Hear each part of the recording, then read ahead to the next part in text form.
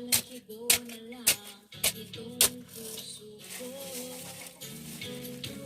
Walang sumbat na maririnig,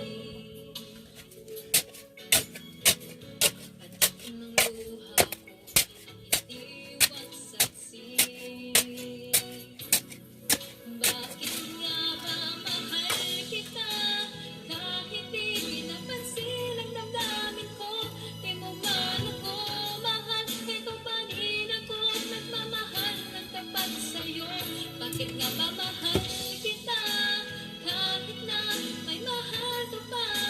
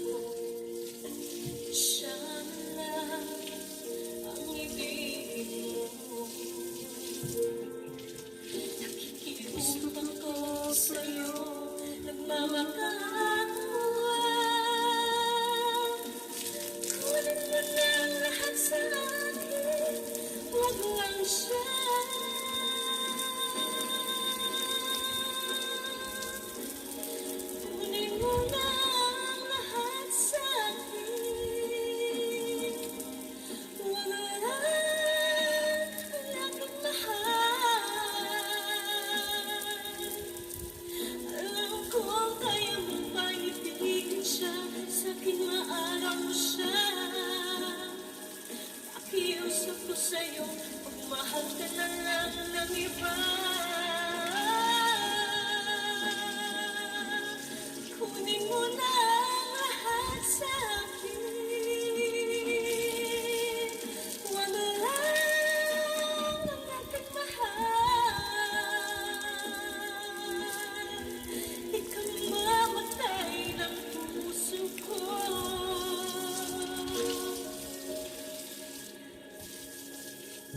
At sa ating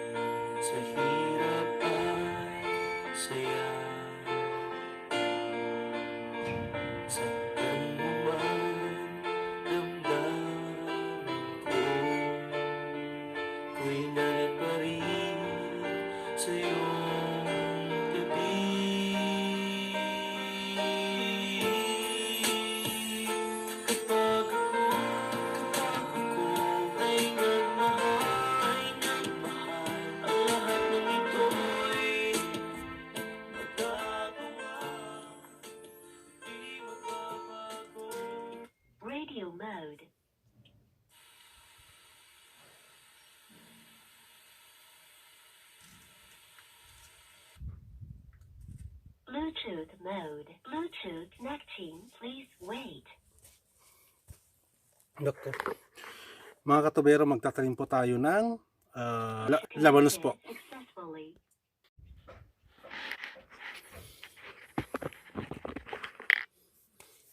Magtatanim po tayo ng labanos, mga katubero.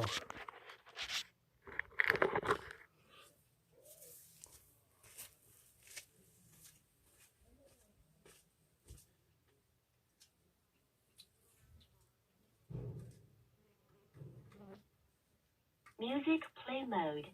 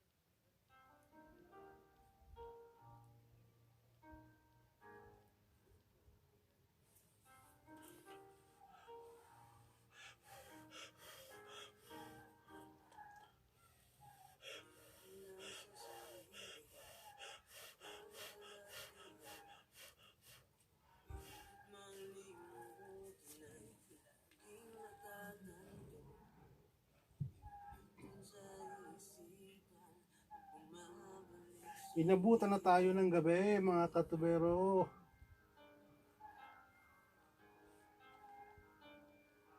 Nagtatanim po tayo ng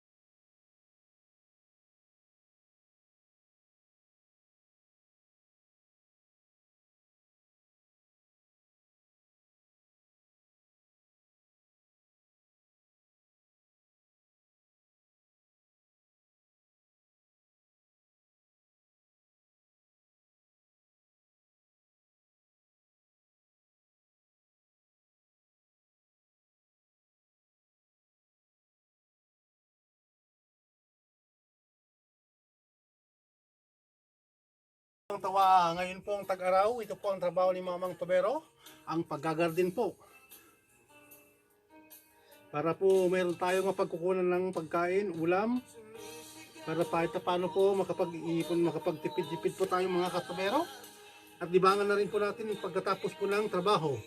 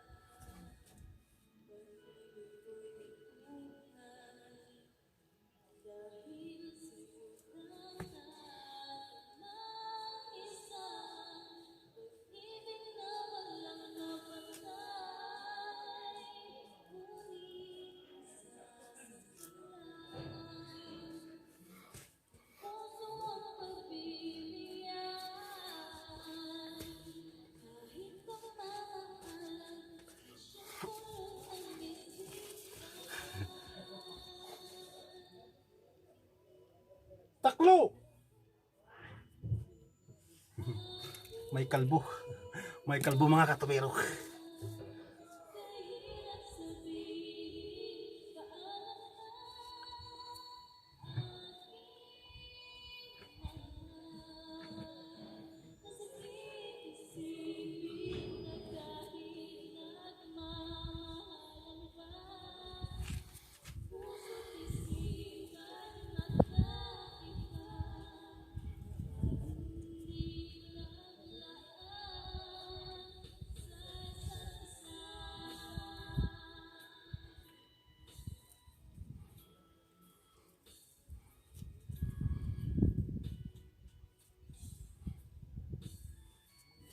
Dapat pang pagtatanim mga katubero ng labanos po ay yung malapit lang. Para po ma-minimize po natin yung lupa. Yung iba nga po yung napanood ko po sa YouTube, ano lang po inches lang pang pagitan para po maraming may tanim.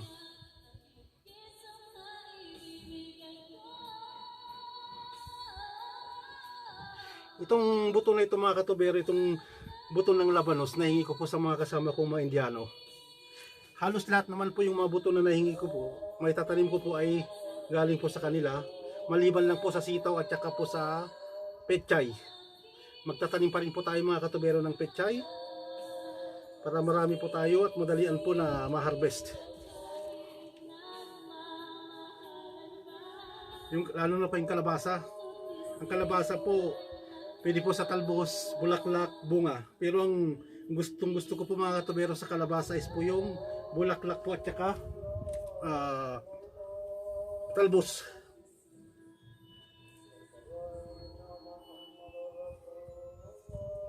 Ayan po.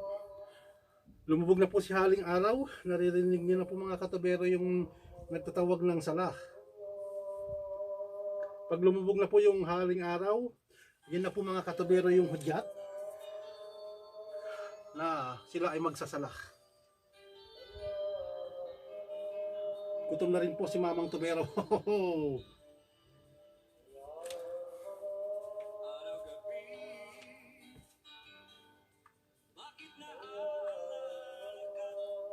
Pahinaan natin yung sounds para hindi naman nakakaya sa mga magsasala.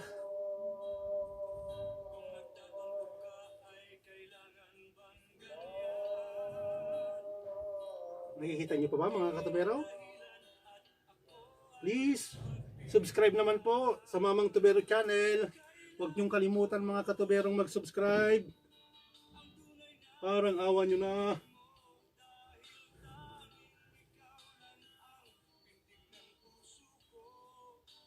Ito na naman yung aking pusa. Nag-aantay na naman po dyan. Lalagyan ko po ng sarado ito para po hindi nila papasukin. Delikado na.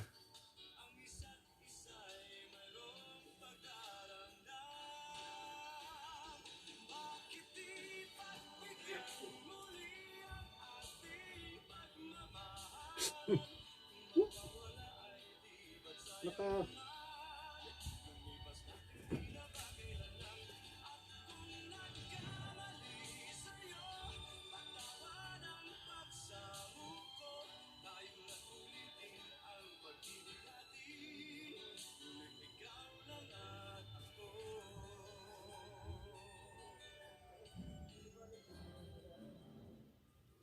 Nangin ko tunay na pag-ibig mo.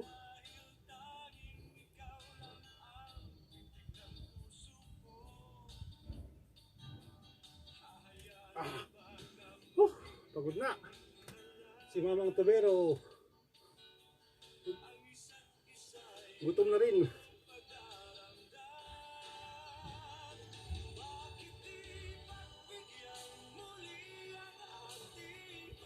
Bukas naman po. Bluetooth mode. Bluetooth connecting. Please wait. Bukas naman po mga katubero. Sa kabilang garden po tayo. Pagtatanim na po tayo ng sitaw. Bluetooth connected successfully. Gabi na. Hindi natin nakikita yung buto ng pero kaya yan. Tapusin natin ito para bukas siba na naman po.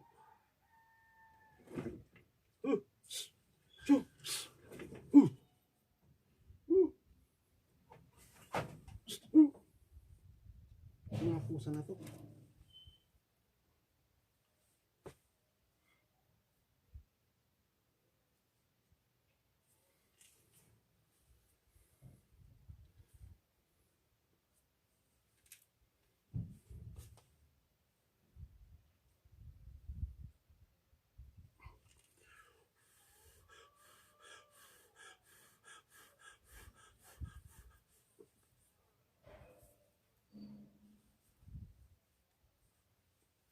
Ginabi na po si Mamang Tubero sa pagtatanim.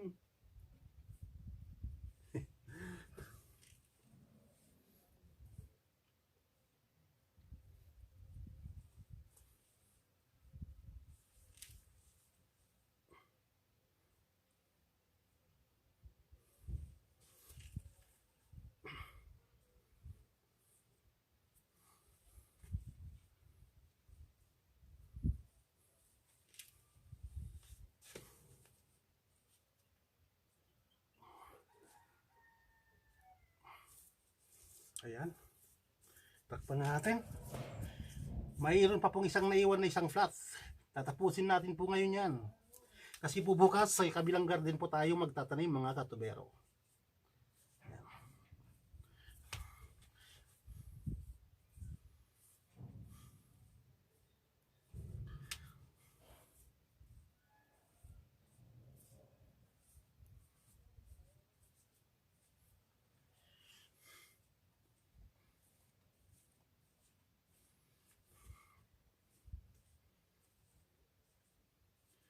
Marami pong salamat po pala mga katubero sa mga nauna na pong nag-subscribe, nag-likes sa ating mga content na in-upload. At sana po palagi nyo pong suportahan si Mamang Tubero Channel. Huwag nyo pong kasawaan na panuorin ang ating mga in-upload na videos. Lalo na po, nagtatanim na po tayo, makikita nyo po balang araw kung ano po ang magiging itsura ng mga tanim ni Mamang Tubero.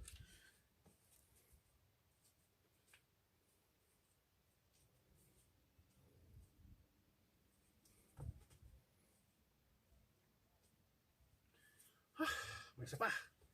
Ayan. Tapusin natin. Sayang. Sayang yung oras. Bukas kasi sa kabila naman po tayong garden magtatanim. Para ano? Para masaya.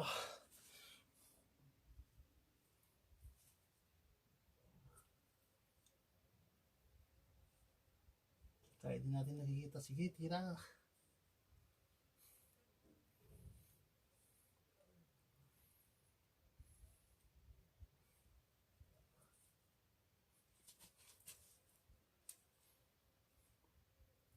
Madilim na po mga katubero. Nakikita niyo pa ba ang ginagawa ni Mamang Tubero? Mamang Tubero on gardening.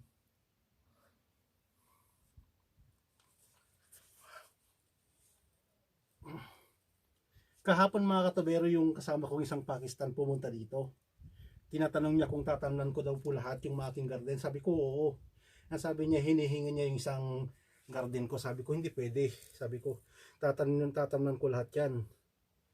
Sabi niya, sige kung hindi mo tatamnan, sabihin mo lang para magtanim naman ako, sabi niya. Sabi ko tatamnan ko lahat yan. Lahat yan magagalaw ko, sabi ko sa kanya. Sayang.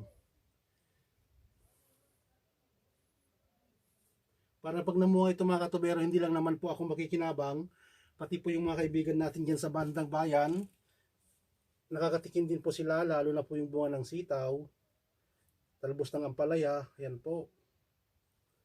Susunod ko na po itatanim bukas mga katubero is kalabasa at saka po sitaw.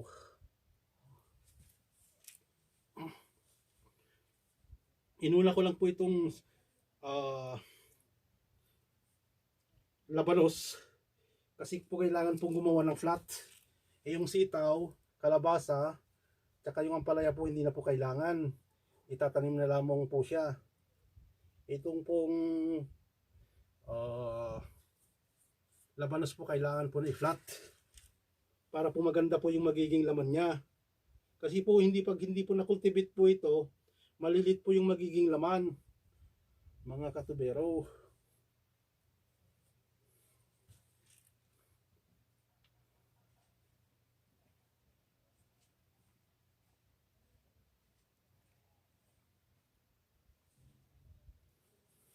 Ay, abo. Hapon na. Malalaki na mga katubero yung nating tanim na mga malunggay. Matataas na. Yung buto ng malunggay na yun mga katubero, Nung umuwi ako sa Pilipinas, nung nagbakasyon po ako, kinuha ko po yan, kinuha ko pong buto. Ayun po, matatas na po sila. Ayun o, kailangan na pong putulan para po umusbong po ulit sa mababa na. Hindi na kasi pag matas, hindi natin pwedeng pakunan ng ano, makunan ng dahon, matas na masyado.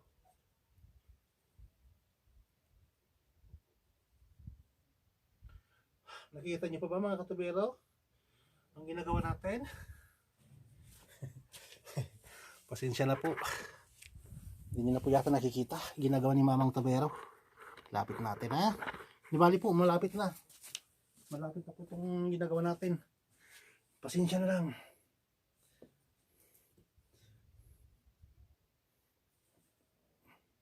Nung nakaraang taon po mga katubero, ang daming bunga po ng sitaw.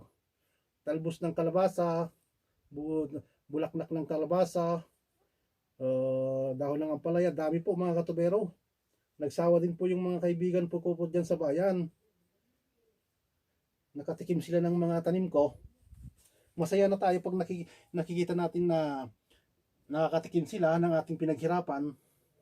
Yung iba kasi yung mga kasama ko dito mga katubero na ibang lahi, ayaw po nila ng mga dahon-dahon. Ang gusto lang po nila yung alam nilang pagkain. Pero yung dahon ng ampalaya, ayaw po nila. Ang gusto lang po nila is yung laman ng ampalaya, bunga. Yung sitaw nga po ayaw nila eh. Madalang po sa kanilang nag-uulam ng sitaw. Ayan, lapit na po mga katubero. Lapit na po tayong matapos. Ilang guhit na lang, ilang tusok na lang, tapos na. Yan.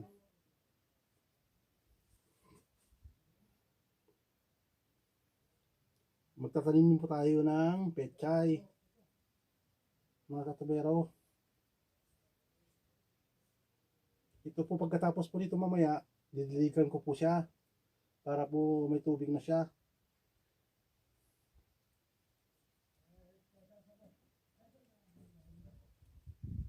Gutom na po si Mamang Tubero.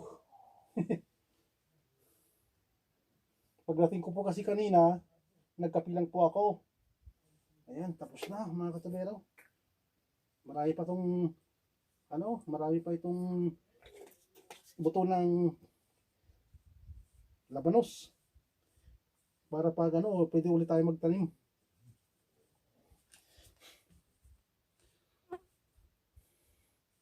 Yung upo, damihan po natin ng pananim na upo.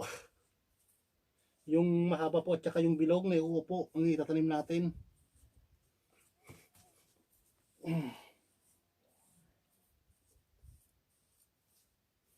Yan. Kunti na lang, lapit na. Mga katubero. Ubi na. Hindi nyo na po makita. Hindi nyo na po makita yung ginagawa ni Mamang Tubero.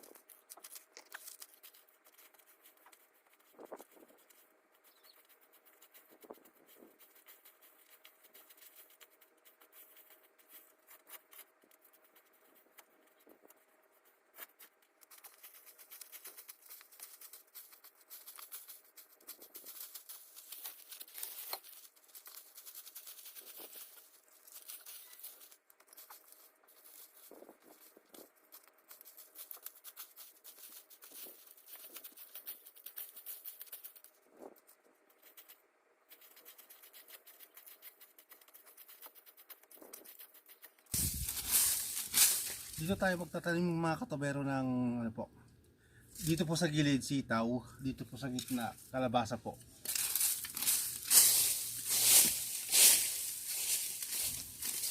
Tsaka lalagyan po natin ng okra. Marami na po tayong buto ng okra mga katubero. Ito po yung mga dati po na na tinanggal yung sitaw.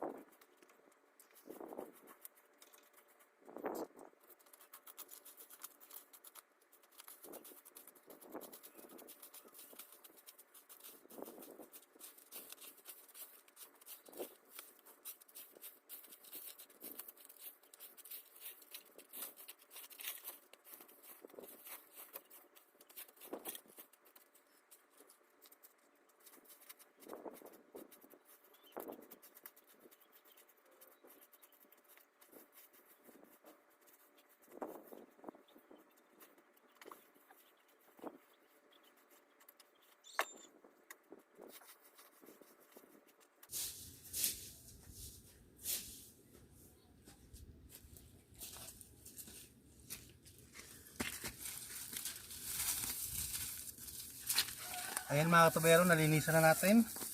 Pwede na po nating diligan, lagyan ng tubig para po lumambot yung buhangin. Ito mga katubero, buhangin po ito. Dito po kasi sa Saudi, mayaman po sila sa buhangin. Ayan. Yung sa gilid-gilid mga katubero, yung nilagay ko yung mga kalat, kakano ko na lang lilinisan. Pag tumubo na yung mga pananim ko, pwede na pong linisan. Pansamantala po, kasi po naghahabol tayo ng oras para po tumubo na po agad yung mga pananim natin. Ayan po. Dito na po mga katubero, dito na po ng ating paggagarden. Kahapon po natapos na po natin na unang tinamnan ng yung labanos po sa kabila. Ayun po, yan po sa kabila. Yan yung sinasabi ko na tapos ko kahapon. Yan po. Dito naman po ilalagay ko po is kalabasa sa gitna. Sa gilid po is sitaw. Lalagyan ko rin po siya ng lalagyan ko rin po siya ng okra. Tapos sili. Doon sa kabila maglalagay po ako ng opo at saka po ang palaya. Doon po sa gilid po naroon po kamote po. Kamote. Para may talbusan po tayo mga katubero.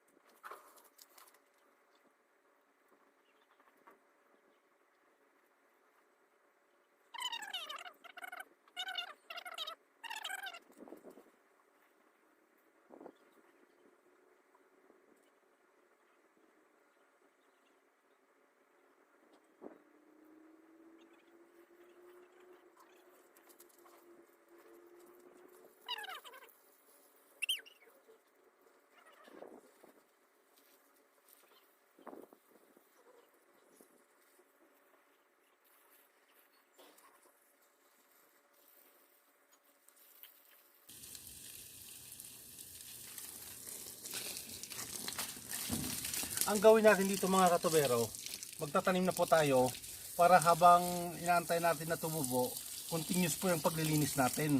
Kasi po kung lilinisin po natin lahat ito bago tayo magtanim po, matatagalan tayo. Kaya ang gawin nating strategy, total medyo malinis na, magtatanim na po tayo habang nag-aantay po na umusbong yung ating mga pananim, saka po tayo maglilinis. Yung mga ito mga katubero, yung mga tatanggal ko na ito ng mga dumi, doon ko po ilalagay sa may basurahan para doon na lang pumasunog. Kasi po dito sa amin ngayon, iniwasan po yung pagsusunog kung saan saan. Kaya po yung mga naipon ko ng mga dumi-dumi dito sa may gilid-gilid, dadaling ko po lahat doon sa may basurahan mga katubero.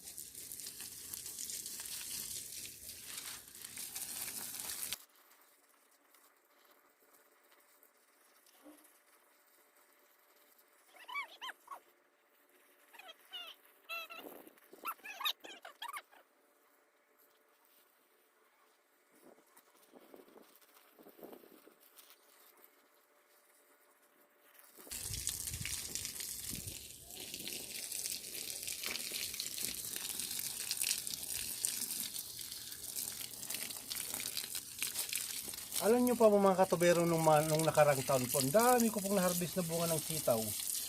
Siguro kung minsan sa isang linggo po, nakaka 10 kilo. Tuwing Biyernes po, lumalabas po ako papuntang bayan, papunta po sa mga kaibigan ko. Nagdadala po ako ng bunga ng sitaw, bunga ng opo, kalabasa, talbos ng kalabasa, bulaklak ng kalabasa. Ganyan po. Kung ano-ano po yung nadadala ko sa mga kaibigan ko po sa bayan, at least po natitikman din po nila yung bunga ng aking mga pananim. At least po kahit paano napapakinabangan, kasi kung ako lang po ang kakain po sa mga bunga ng aking mga pananim mga katubero, hindi ko po kakayanin na ulamin. Kaya po ginagawa ko po, sinishare ko rin po sa mga kaibigan ko sa Sakaka. Ang gustong-gusto nila po lalo na mga katubero yung talbos ng ampalaya. Tapos po yung bulaklak ng kalabasa. Masarap po yun, lalo pag may inihaw lang na isda o pritong isda po, sarap.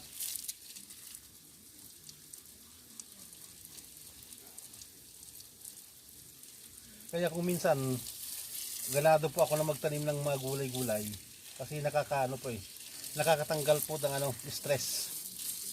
Pag nakikita po na gumaganda yung mga pananim, masarap po sa pakiramdam.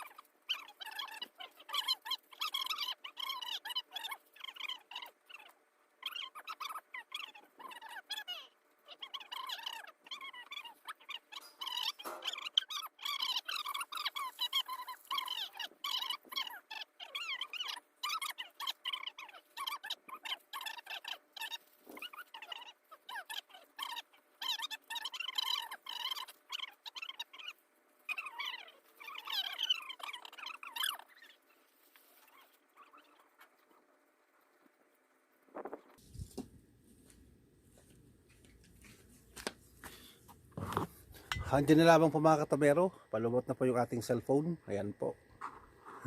Ayan po yung mga kasama natin may ibang lahi. Ayan po sila. Namamasyal sila kung saan sila nagdadawar-dawar.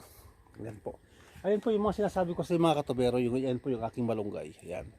Malatas na po siya. Yan po mga katobero, kinuha ko sa Pilipinas po buto yan mga katobero.